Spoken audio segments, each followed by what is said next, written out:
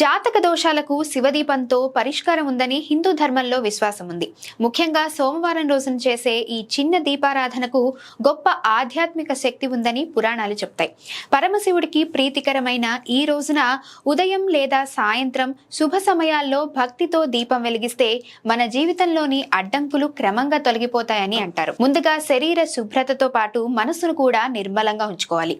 ఇంటిని శుభ్రపరచి శివపార్వతుల పటాన్ని పూలతో అలంకరించి తమలపాకుపై మారేడు దళం ఉంచి దానిపై నెయ్యి లేదా నువ్వుల నూనెతో దీపం వెలిగించడం ఈ పూజలో ముఖ్య భాగం. 2 ఒత్తులను కలిపి వెలిగించే ఈ దీపం ఐక్యతను, శుభాన్ని సూచిస్తుంది.